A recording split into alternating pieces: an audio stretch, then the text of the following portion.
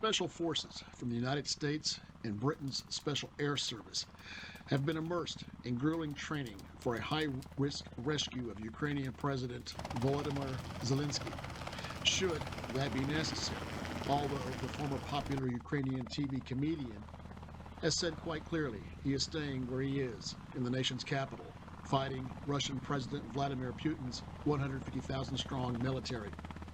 A senior UK source was quoted saying that the sensible option could be to relocate Zelenskyy out of Kyiv, where he could be picked up. We have aircraft, but the distance is critical. According to reports, upwards of 100 British SAS commandos and 150 U.S. SEALs have been training for a moment's notice rescue of Zelenskyy at a remote military base in Lithuania, where also elite Ukrainian soldiers for years have been training alongside their Western counterparts. Indeed, U.S. Special Forces have been involved in training Ukraine's Special Forces for more than a decade, including inside Ukraine before it was invaded by the Russian Federation. U.S. Special Forces were in Ukraine up until the invasion, and probably still are, according to Special Operations and Intelligence Community sources. On January 18th, Lieutenant Colonel Juan Martinez, a spokesperson for the U.S. Special Operations Command Europe, was quoted saying, "The bottom line is that our training mission in Ukraine is ongoing," adding, "There were a ton of outside factors at work, but that the command had not stepped back from its mission to Ukraine." He added, "We continue to view our mission in Ukraine as part of an ongoing effort in enhancing Special Operations Forces capabilities as a keystone for regional stability."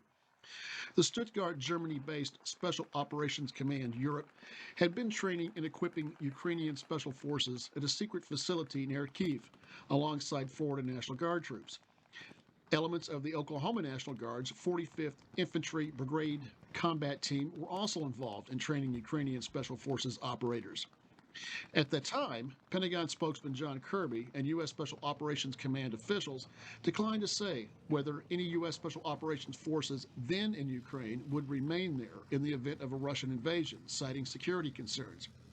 However, since the invasion began, there have been indications that U.S. Special Forces units may have secretly been ordered to stay inside Ukraine, or at the very least in nearby Romania and Poland, where they are known to have been deployed as part of classified operations in and around Ukraine.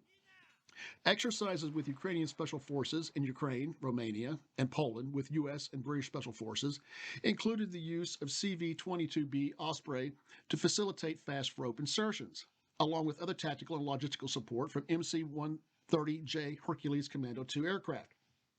Such a mission certainly would not be without precedent. During the Cold War, the U.S. and NATO established clandestine cells of interconnected so-called stay-behind units throughout Europe that were tasked with carrying out intelligence, reconnaissance, and sabotage operations in the event that the Warsaw Pact invaded NATO.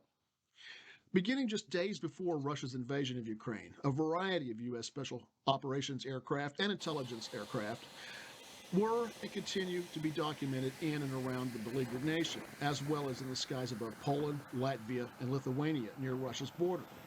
These include U.S. Air Force MC-130J Commando II tanker transport aircraft, the CV-22B Osprey, and the U.S. Army's Beechcraft RC-12 Guardrail, which is a twin turboprop special mission battlefield surveillance aircraft that provides signals, communications, and electronic intelligence collection and location for close-in tactical operations support. Also discovered loitering in the skies around Ukraine's western border have been more than one Bombardier Challenger 650, a small twin-engine jet that has been in testing as a replacement for the U.S. Army's RC-12 Guardrail. Other intelligence collection platforms that have and continue to be found in the skies near Ukraine's western border are special mission planes like the E-8C J-STARS, Joint Surveillance Tactical and Radar System, which collects information on ground targets, and the RC-135W Rivet Joint Signals Intelligence Plane. These aircraft have been documented in near continuous deployment around Ukraine since before the Russian Federation's invasion of Ukraine. The tactical intelligence acquired by all these aircraft is believed to have played a significant role in the Biden administration's disclosures about what it said intelligence was indicating at various times about Russia's military forces on the ground. Just prior to nearly all of the White House's disclosures of what it said intelligence was indicating on the ground, intelligence collection aircraft were in the skies over Ukraine.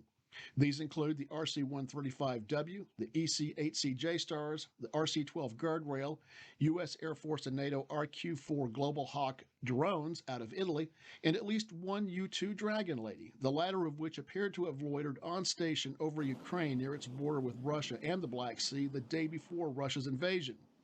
In addition to these aircraft, U.S. Air Force and NATO KC-135 Stratotankers, KC-10A extender tankers, and NATO Airbus 8330-243 MRTT tanker transports have also been loitering on station along Ukraine's entire western flank every day since the invasion began, often 5 to 6 of these refueling tankers at a time, leaving only to refuel and return. Lastly, beginning this past week, some of these long-range refueling and transport aircraft have been escorted by NATO RAF Eurofighter Typhoon fighter jets in and around the Black Sea.